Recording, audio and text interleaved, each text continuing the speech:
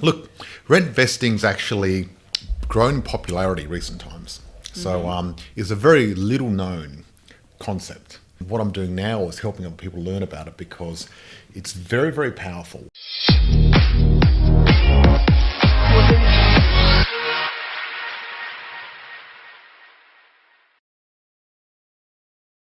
And welcome back to our property podcast. Welcome back to Property with the Markoskis. That's right. So today we're going to be talking about a very important subject, and it's the subject of rent vesting. What is rent vesting? George, would you like to tell us? Absolutely. Look, rent vesting's actually grown in popularity recent times. So it's a very little known concept that a lot of people haven't used. And I did rent vesting by accident. Well, not by accident. I did it because the numbers worked out. I didn't know the word rent vesting. I never heard of it before. So I sort of discovered it on my own for myself. And what I'm doing now is helping other people learn about it because it's very, very powerful. And in today's marketplace especially, it's super important. And that's why I want to go through it today because it's vitally important. See, the thing is, the old days of buying a property and buying a property where you want to live, and that property being the right property and going up in value, those days are gone, right? The rules have changed. And basically, the people that know the new rules of the game, they're going to be making money. And if you don't know the new rules, you're going to be missing out. So it's vital that you pay attention then to exactly how this works. There you go. Very important to pay attention right now. So what's the whole concept then of rent vesting, and why is it better than, I guess, going out and just buying a house where you'd like to live? Okay. One, buying a house that you live in is the hardest thing in the world, because what happens is they take out your super, they take out your tax out of your pay, right? So it gets reduced quite a bit. Then you got to pay for groceries, food, shopping. I said groceries and food, same thing, but groceries, shopping, which could be the same thing. You got to pay for electricity, your phone, petrol, expenses. So there's a lot that goes out. Before you know it, there's not much left. And that little that you got left, you put onto your mortgage.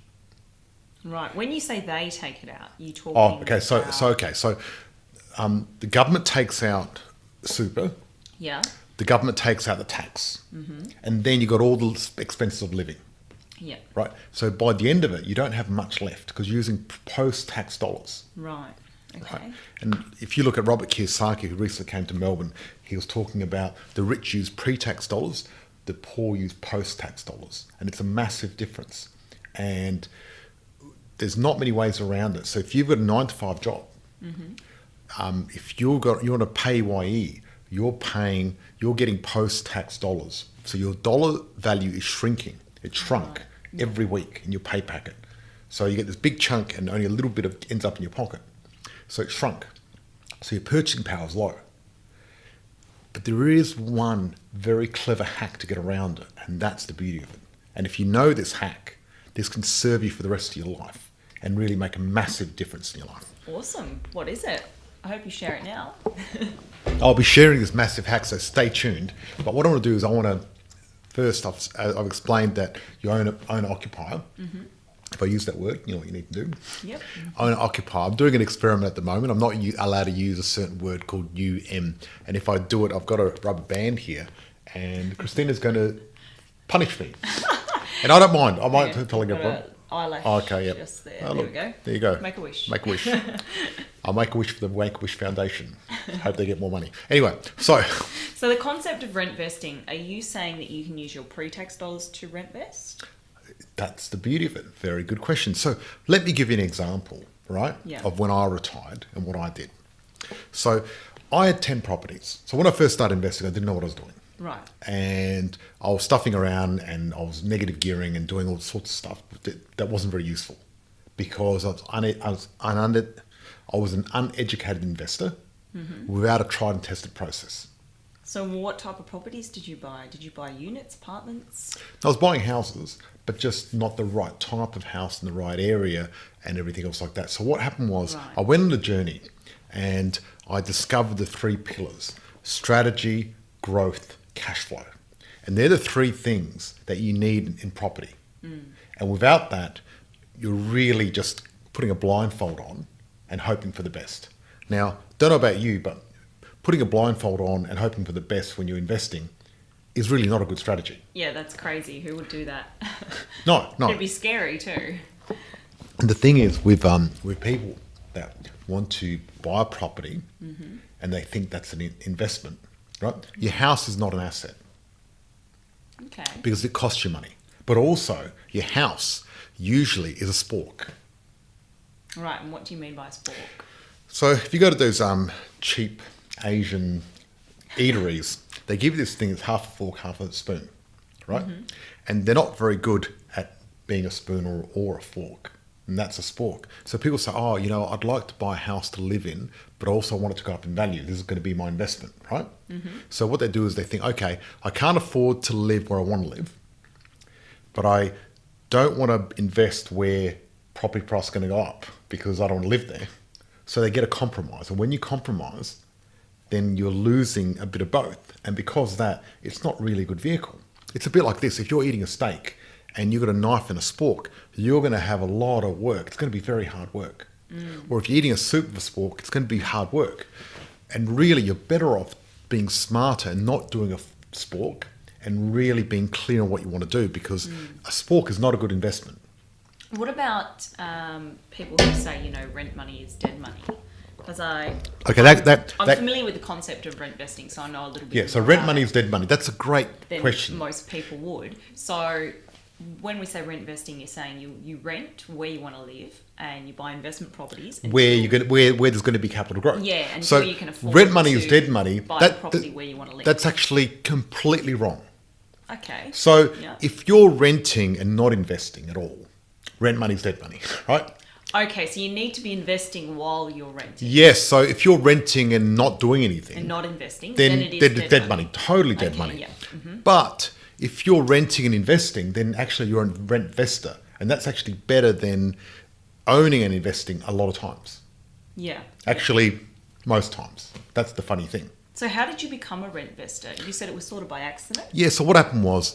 I told you my story how I didn't know much about investing, and then I got the 3 pillars, and then through short years, I actually ended up with 10 properties making me $180,000 a year without getting out of bed. Right, awesome.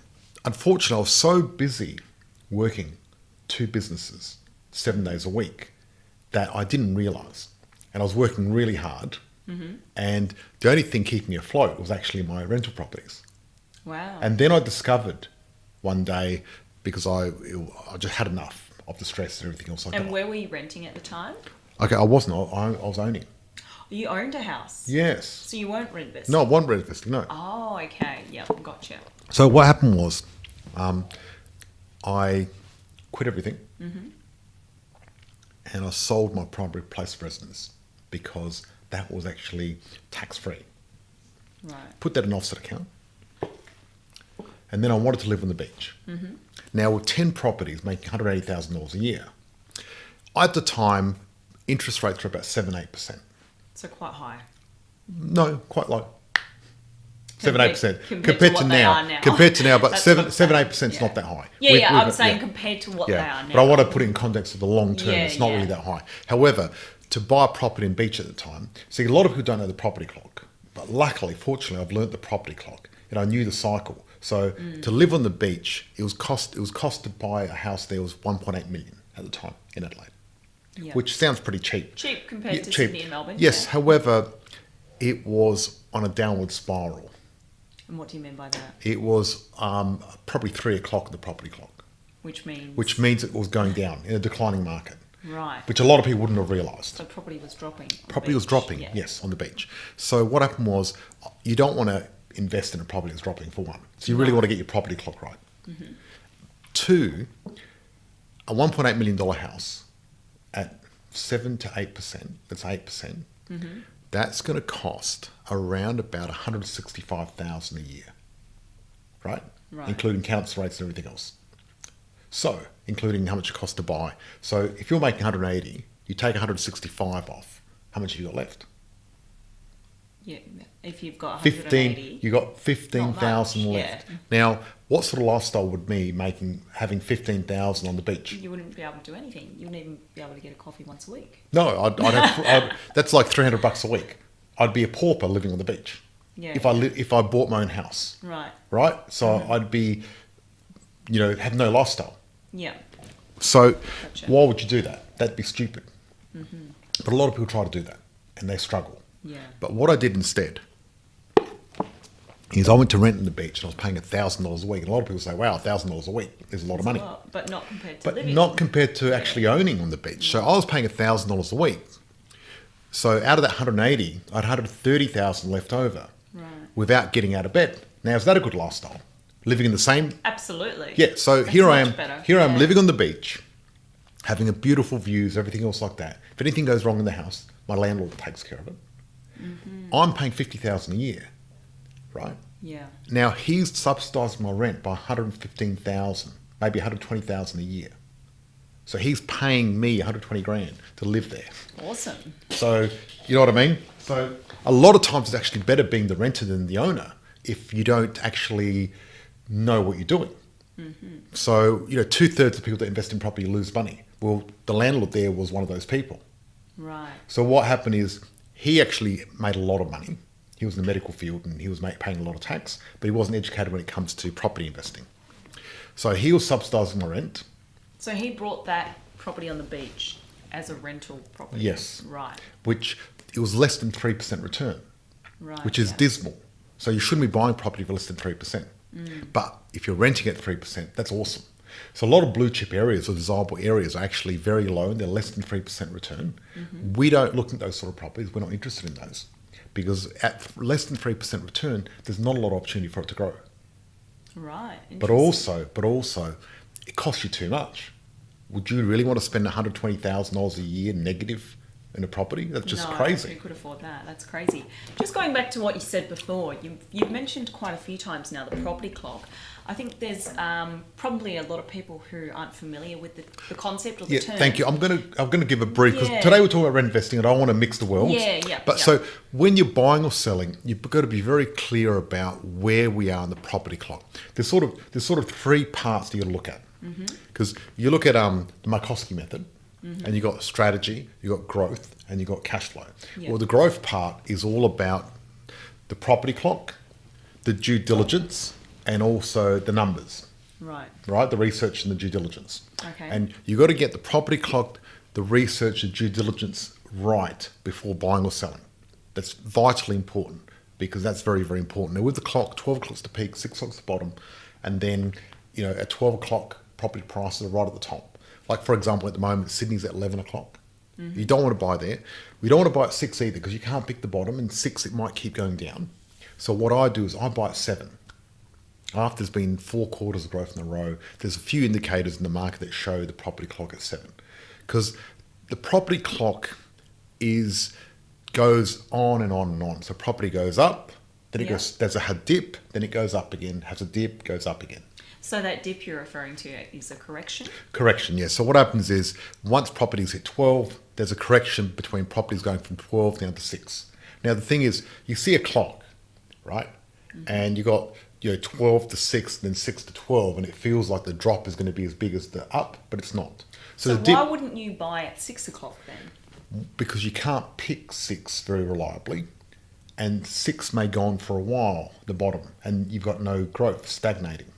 So you've got your money sitting in a property that's not going up. It's not going up as quickly as what we want to do is we want to go at 7 where we've got a little bit of momentum going and we want the property prices going up slowly. Okay. Properties average around 5% average per year. Right. So what we're doing is property is not a short-term thing because you can't pick what's going to happen in 12 months. But you can pick 10 years. In 10 years, it's going to average 5% per year. That's the beauty of it. Right. But all I'm looking for is 5% because I'm smart with the way I leverage things and the way I do things. With 5%, I get a very, very big return. Okay. Huge return, actually. And I'm going to go through that in a minute. I've got some notes because it's hard to get all the numbers right and I don't want to get the numbers wrong. So in 10 years, if you can pick a property at 7 o'clock on the property clock, what would happen to it in 10 years' time? Okay. Properties double every 7, 10 to 14 years. Right. Right? So it depends on the area and everything else like that. I don't have a crystal ball. Yeah. But most properties in good areas, every 7 or 10 years, they double. So in 10 years, you want your property to double. Absolutely, yeah. The thing is, even if it doesn't, right, you've got to look at how, if you're getting 5%, because at 5%, you're doubling every 14 years, which seems like a long time, but still, even at 5% at 14 years, you're still doing well. And let me go through this and explain to you a scenario. I bought a property in Queensland recently. Right. It was 420,000. And what I did is I did the numbers, and I've just did this recently. I want to do the numbers as an investor owner on principal interest. What do you mean by investor owner? Okay, so owner occupier. Right. Investor owner, that's an owner occupier. So someone who would be living in the property. Yes, yep, and owning the property, Yep. or someone that's renting it out like I did. Yeah. So I did the numbers in this property, and the numbers are amazing. So you should probably phrase that as in you looked at it as Owner an occupier or rent-vester. Yeah, or a Rent rental. investor. Yeah. Rent investor. Okay. So, and this property was 420,000, and I bought that about a year ago. So I've got the stats of what's happened last year. And how much did it cost you to buy that property? Okay. The property was 420,000. Yeah. Right. So 420,000. And what I did is I used equity. So what sort of a deposit did you buy the property at? Okay. So what I did is it cost me no deposit at all because I used equity, my lazy equity.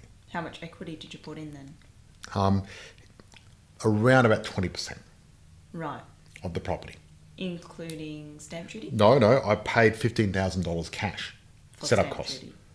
Setup costs. So stamp duty, legals, everything else like that. I spent Gotcha. around 15 grand. Okay. Out of my pocket, and the rest was equity. Because I had lazy equity sitting at home doing nothing. I thought I'd use it.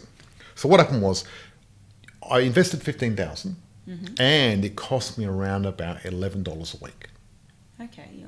Right, so we can calculate that now. So $11 a week. This property actually has gone up about 7%. And how do you know that? I've got a real estate agent to give me some comparables, and the Right. land's gone up about 7%. Okay, But I'm going to be nice. super conservative, and let's say it went up only 5% because that's what it averages, right? Yep. Because forget the 7%. Let's make out it did 5. Now, with $15,000 setup costs at 5% of 420, what's that? That's I can actually It's getting very technical. It is, but it's important. So Yeah. 10% of 420 is 42,000. Right. 5% is 21,000. So it cost me 15,000. I've made over 100% return on my money. That's crazy. Right? Over 100%. So Because you only put in 15,000. that's right. That's all I put in. So yeah. so that's huge, isn't it? Now let's say I put in. That is. Let's say I put in 20%, which is 100 and So you've made over 15,000. That's what you're saying, basically. yeah, I made 21,000. Yeah. So yeah, out of minus 15,000. So yeah, I've made 21,000 on that property. It's gone up How quickly did you make that money? in 12 months. 12 months, right? Right. So I've been paying $11 a week, Yeah. but getting $400 a week back in equity. Right. Do you understand? Yeah, yeah. Am I ahead? Yeah. Heaps. That's awesome.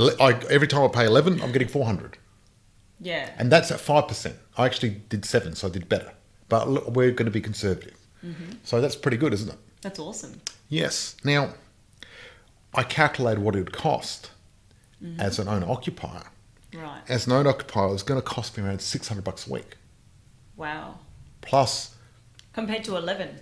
yes, so $600 a week. So as an owner occupier, I'm paying 600. What am I getting back? 400. Yeah. So I'm losing. See the difference, right? And how that compares So to... Rentvestor's Yeah, paying on the 11, beach. paying 11, and also this area I don't want to live in. Right. That's the other thing. I bought this because I know it's got a good investment, not where I want to live. Right. So what's happening is, this is the interesting thing, 8% of investors are actually rent investors in Australia. 8%? 8%, yes.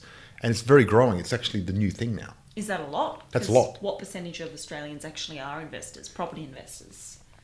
8% of Australians are property investors, and 8% of the 8% are rent investors. Right. Awesome. So it's a big percentage when Yeah. you think about it. Nearly 1 out of 10 people are Well, rent investors. They obviously know that it works, so they're doing Look, it for a reason. people are more sophisticated these days, very Yeah, smart. okay. See, the whole idea, the old days of saying, you want to buy a house and pay it off the old way and principal and interest and work for 25 years. I think a lot of doesn't work. people, their main goal is to, get a job and then work hard, save up and buy a house to live in as their first goal. Yes, but it's not the way to do it. Right. See, a lot of okay. people, because the problem is you're constrained. One, because of deposit, your income, it costs you a lot more. Right. than rent vesting. So what are you saying then? I'm saying don't buy a house to live in. 99% of the time. What do you do instead? You rent where you want to live. You find where you want to live. As long as you've got an investment property. That's right. So what you do is you go, okay, where do you want to live? Where do people really want to live? You want to live in On near the the beach or near cafes in the trendy area, in the city, somewhere cool. CBD, right? yeah. Now, somewhere cool is going to be really poor rent return. It's going to be so it's going to be around less than 3%. Yeah. So you don't have to go buy a house out in the sticks, right?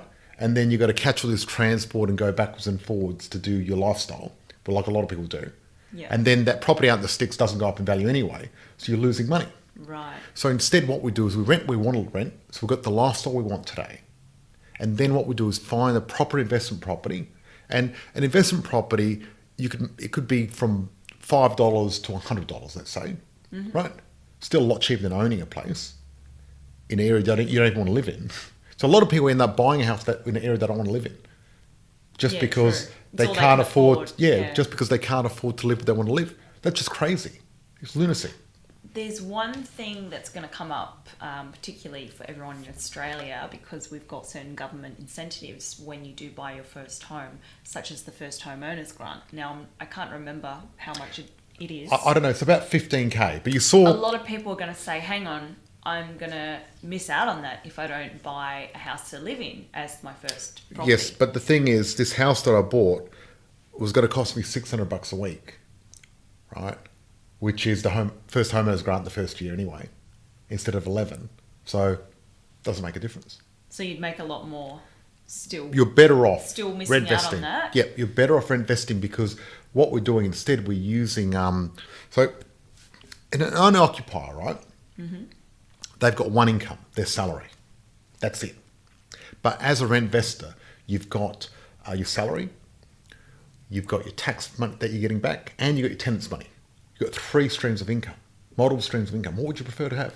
Yeah, multiple And streams. then every obviously. time you get another property, you've got these other 2 streams coming in, right? I just want you to break it down a little bit more than that, because I think you're going a bit too technical for people that are maybe just starting their journey with property and finding out, the benefits of buying an investment first versus an owner-occupier.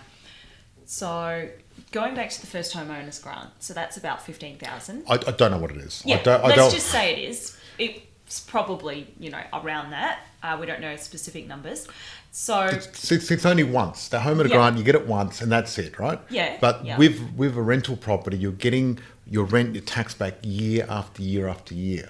But also, So how there's much no point. tax are you getting back, and how does that Look, compare? it's all different. But the thing is, see, this first home owner grant, people wanting this 15, 20 grand, and then end up buying in an area they don't want to live in and don't want to invest in, just doesn't make sense. Yeah. So people are pushing themselves in the square and going, okay, I'm going to go live out in the sticks.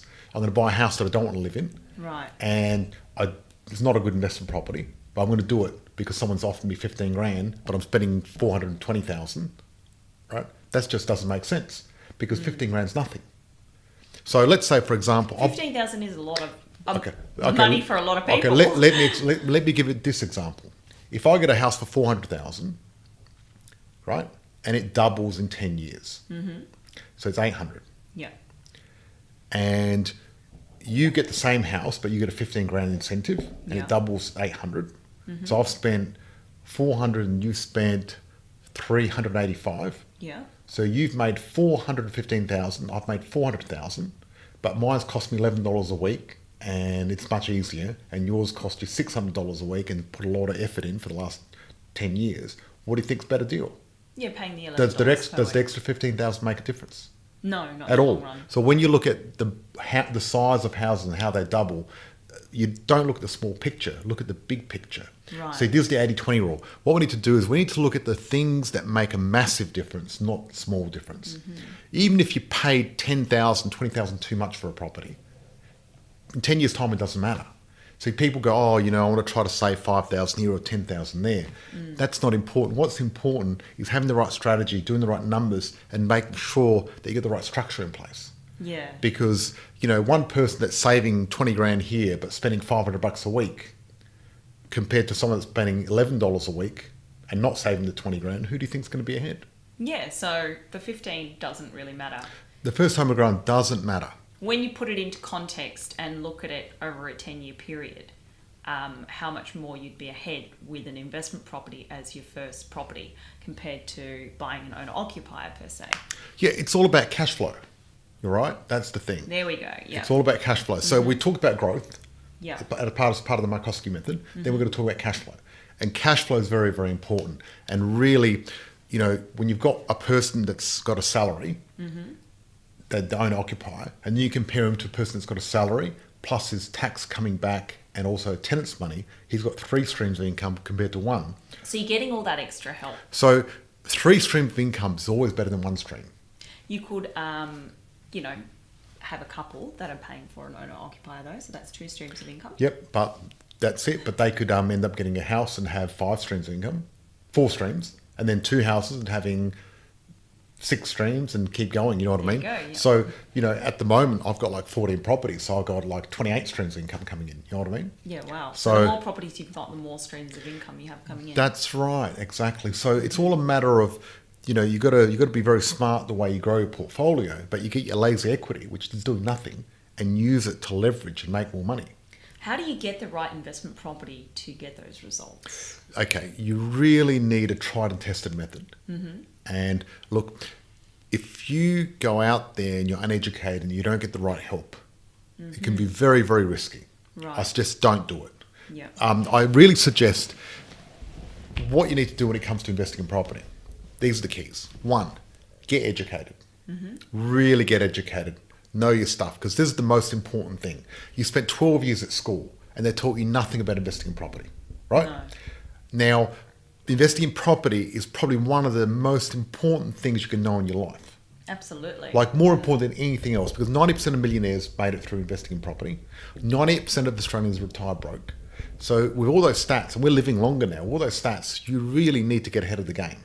So you've got to get a modern day financial education and stop being stuck in the Stone Ages and thinking a 25-year principal interest loan, working your heart out and working really hard is going to help you. It's not. What needs to happen is you need to get smart about this and really do it properly. So the first thing is get educated. 2, you need to find a tried and tested method that works for you. Right. So what happens is, depending on your situation and your circumstance and also your investment profile, different strategies will work for you, right? Some people, they like to renovate and work hard. Some people, they want an easy system. See, what I do, people that have known me for a while probably realise that I am not a big fan of complicated method that takes hours of my time. I spend less than 10 minutes a week on my properties. So you're what they'd call a passive investor. I'm a passive, well, if you're investing and it's not passive, well, I think it's not really investment. It's a job, part-time job or a hobby, right? Yeah. And if it's a hobby, then you're competing with people that are professionals. And it's going to make it hard. That's the problem. So people that try to developments and renos and stuff like that, they are competing with other professionals Right.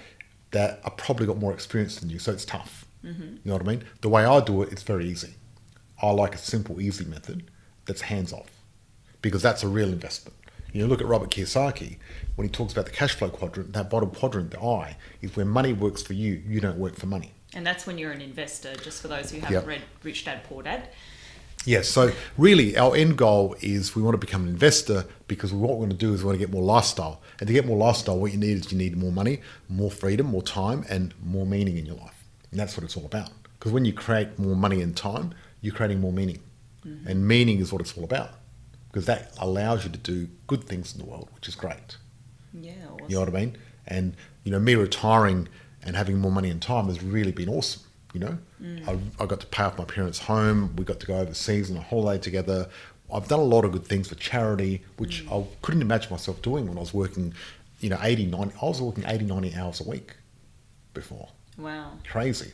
And now I make more money doing nothing than when I was working 90 hours a week. So at what point did you go from, I guess, living in a house as owner-occupier to actually renting on the beach?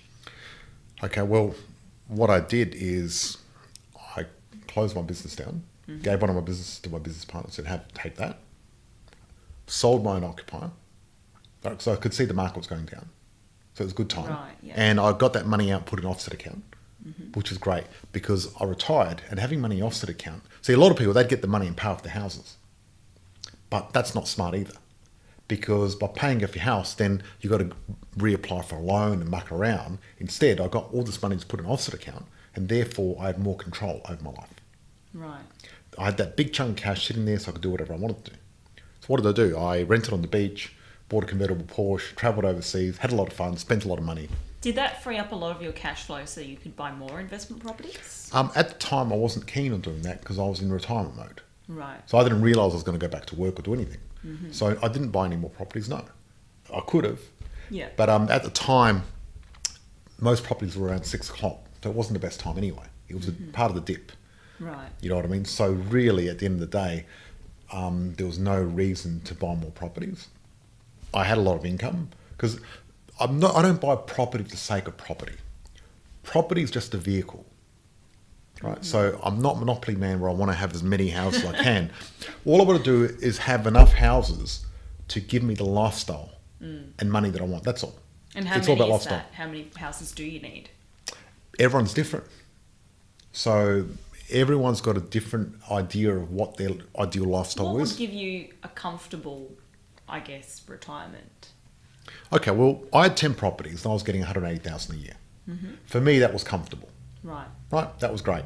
And I was even though I was spending 50,000 a year on rent, I still had 130,000 left over, and I had a lot of money in offset accounts. So for me, that was great. It was very comfortable. It was very easy life.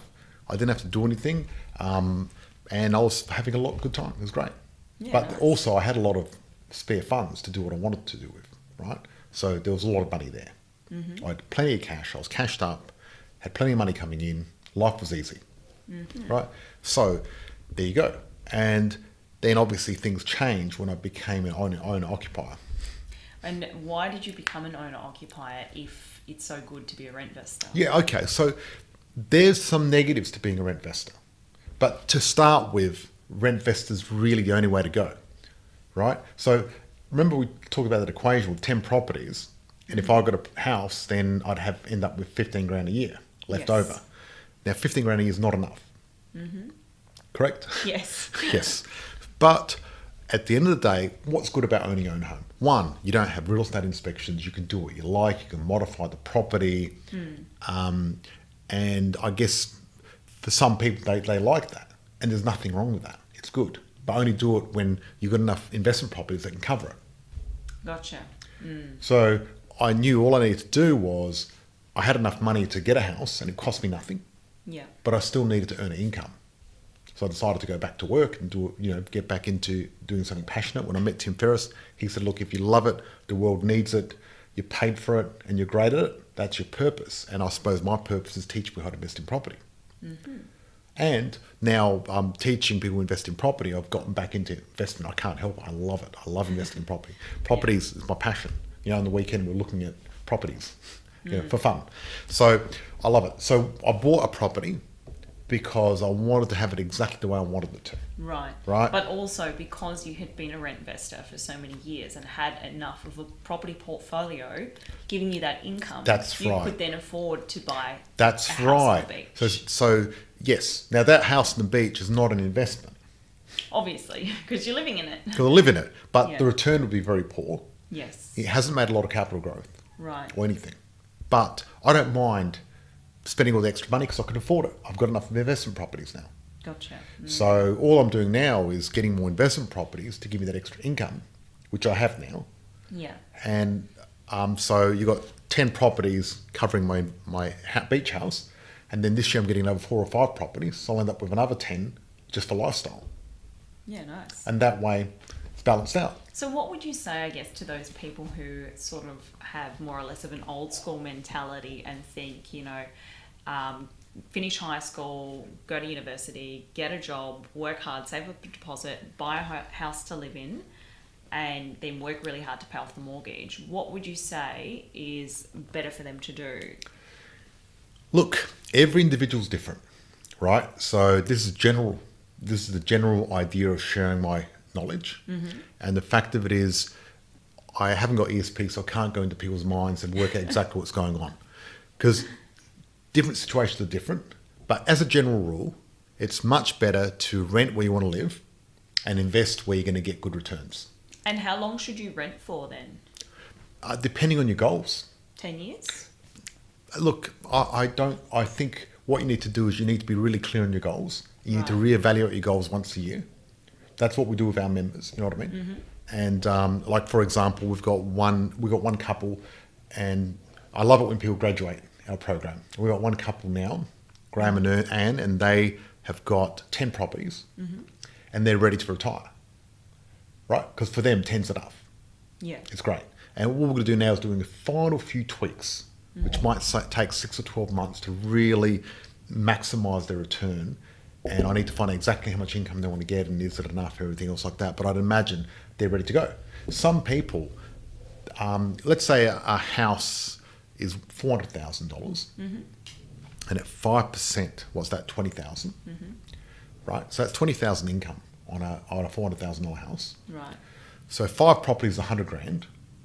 Maybe 5 properties is enough for you. If you'd like You know, to is $100,000? $100,000, Yeah, but maybe 50,000 is enough, or Right. maybe 200,000 is enough. So everyone's got different ideas, and I think the number doesn't matter at all. What matters is creating a lifestyle, because money is just a number, and it doesn't really matter. It depends on your lifestyle and everything else like that. I think a lot of people get caught up in this whole thing where they just want more and more money, but money is not the answer.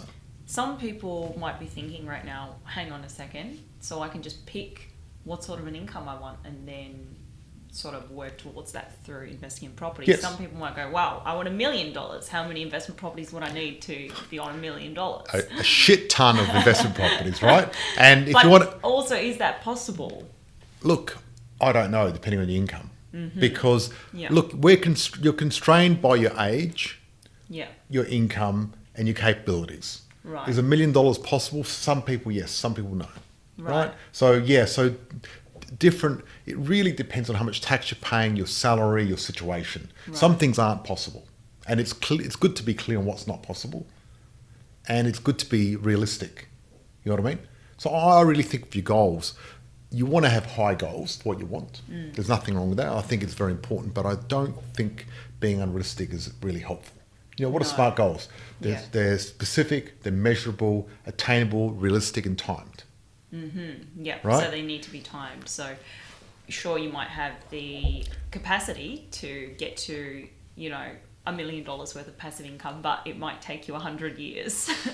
So Well, $1 million of that's passive not really- income, that's right, too much time. at 5% return is $20 million worth of real estate. Wow. That's a lot. Yeah. Is it worth the effort? I don't think so.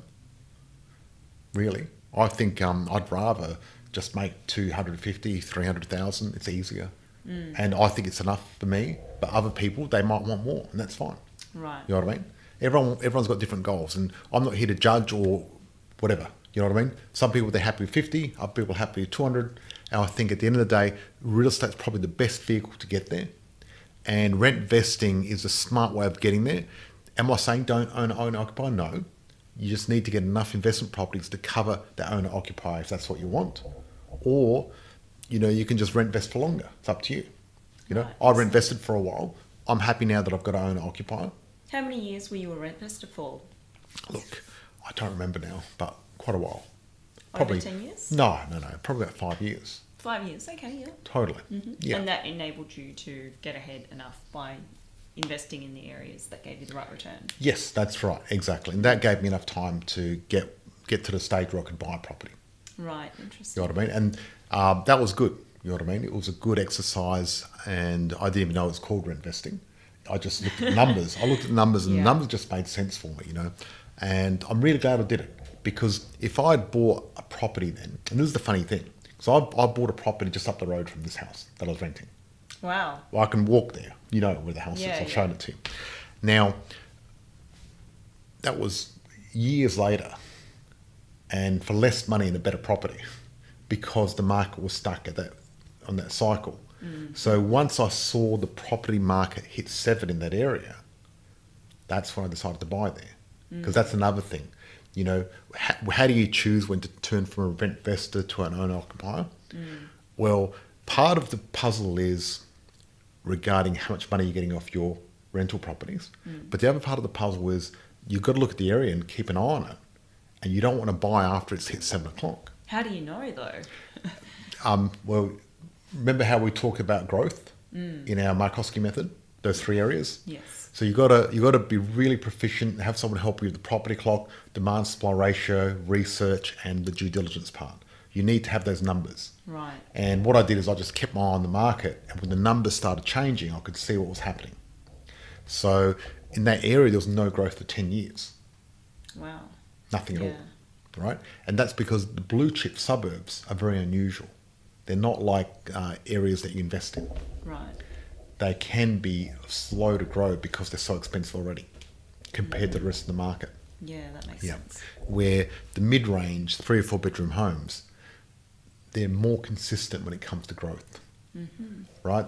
They don't grow as fast. They don't grow as slow. They just chug along, and that's what I like. I like consistency in my investing. Yeah, nice. Right. Awesome. So, yeah, there you go. So it's been a fun journey. It's been great. It's been awesome. And what's next on the horizon for you?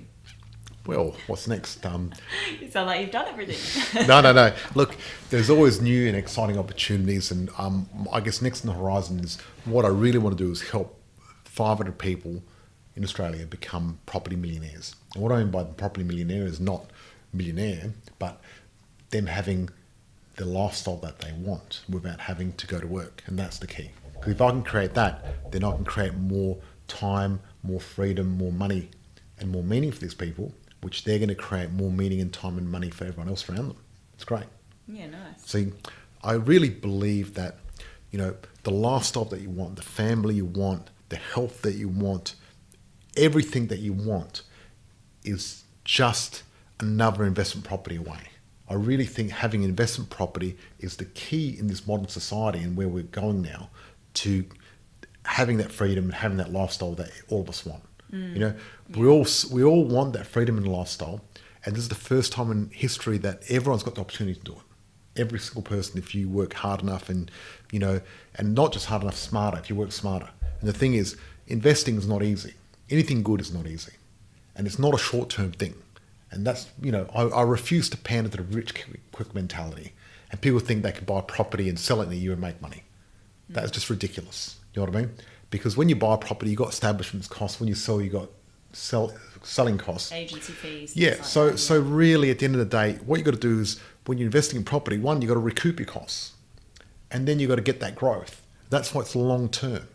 And really, a lot of people that are very successful in real estate, their philosophy is, when do they sell? Never. You know what I mean? Like Robert Kiyosaki, that's what he says. So your strategy is a buy and hold then? Robert Kiyosaki, he says, when do I sell? I never sell. When I met him in Melbourne, we were talking about it. It was funny that we've got a similar thing. And I'm the same way. However, even when I say I never sell, there's a 1%. 1% of the time you need to readjust things. When would you need to sell? Give us an example. When do you need to sell? It's very individualized. Right. So, one, for example, if you've got an owner occupier, you want to sell that because you're going to get it tax free. Right. Which is great. Yeah. Or if you've got a house in your super and you retire, you can sell that because you get a tax free. There are 2 options where it's pretty easy. Okay. Yeah. If a property's gone really high and you're only getting less than 3% return, we got 2 options. We can take out the equity and use the equity, which I prefer to do. Yep. Sometimes it might be easier just to sell and redistribute the equity into areas that have got higher growth. Right. If you've got a property in the wrong area, or if you're paying too much land tax, there's a lot of little things that matter. And if to tweak a property portfolio, sometimes there's certain properties you have to cut out. Yeah. Especially if you did them wrong first time. It's a art and a science really, and you've got to look at it and fine tune it and just make it work. So you need to make sure that your property portfolio is optimal. That's right. And really what you want to do is get someone with a lot of experience that can see things to make it optimal. And do like a thorough review on your properties. Totally. Because it's amazing when we get members coming into our program, and we had one couple and they were losing $300 and something a week. Yeah, it was crazy. And they were losing money. They wanted to sell that and they were going to lose a lot of money selling that property. However, by doing a few tweaks, we turned it from -300 to $40 a week. So now that property, we fixed Wow. it. So their cash flow just improved instantly. That's right. So it's a matter of tweaking things. And what you got to do is you've got to tweak things and look at things once a year to make sure it's all proper. But if you just do a little bit of tweaks here and there, there's a massive difference. And sometimes if you've got underperforming property, what you can do is add value and change it so you can get more equity or get more rent. Wow, yeah. So if you're getting $300 a week rent, there's different ways you can add value and maybe make that rent $500 a week. It's fascinating stuff. And if you've got the experience, and the problem is, without the experience, you might try to do it on a property that can't do it. Yeah. So one, you've got to realise, can we do this? Has it got the potential? Because if it can't, there's no point. But if it can, what can we do? What are the bounds? How can we improve it? Because every time you improve a property, you're getting more equity and you're getting more rent, depending on how you're improving it. Right. And what do you mean by improve? Are you talking about renos or are you talking about interest rate? So there's lots of different ways of improving. And for example, renovating a property is one way of improving. Another way of improving land is if you've got a house on a big block and you get a opportunity to subdivide and you get the council approval, you've improved the land, it goes up in value.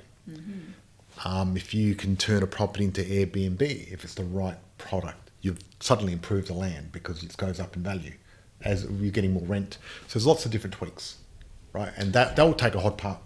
Actually, that'd be several podcasts in a row. Yeah. Each strategy for improving a property is probably going to take hours to explain itself. Absolutely. Yeah. And look, what I want to do in this podcast is I want to slowly reveal all the secrets to people and show them all this tried and tested method and everything else like that. You know what I mean? And the thing is,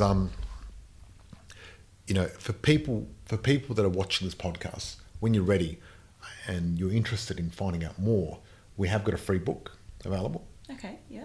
How do people get that free book? You go to our website, Google Positive Property Solution Australia, and you can go get a free book there. And that will show you some stuff.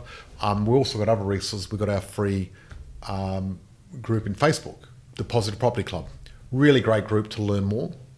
And if you go to my Amazon bestseller, Freedom Through Property, that's another way of learning more. Yeah, because you're an Amazon bestseller. So just quickly tell us a little bit about your book. Okay, so when I retired, what I did is I went to Bali on a holiday and recorded my life journey in property. Right. And got it typed up and everything else like that and created a book out of it. And the first part's all about mindset and motivation. The second part's all about practical steps. And I'm actually writing a new book at the moment, which is pretty exciting. The biggest boom in history. It's going to be very, very exciting. There's a lot of new things happening at the moment. But this book, Freedom for Property, great way to get motivated about property, but also find out exactly what your goals are and find out how much money you need. I've got a whole workbook in there where you can go through and then gives you practical steps on how to get to the next level, which is great. And it was Amazon bestseller in 4 countries so far, which is great. Awesome. And I'm very proud of that. So for people listening, how would they get the Amazon bestseller? Go on Amazon? Go on Amazon or just in Google type in Freedom Through Property, George Markoski, and it will come up. Awesome. You Google George Markoski, lots of stuff comes up. Hopefully all good. The book is one of them. Hopefully all good. Well, there we go, guys. We've had an interesting chat today with George about how he was a rent investor and the benefits of that compared to being an owner-occupier, and how you can actually really get ahead in life if you look at, getting an investment property first compared to actually living in a house. Yeah, look, I really, I think definitely get some investment properties. Absolutely. Get them on your belt. Or at least get educated. Make sure you get the right advice. Absolutely. Anyway, enjoy your weekend and have a great week. Cheers. Thank you so much for Bye-bye. listening. Talk to you next time. Bye.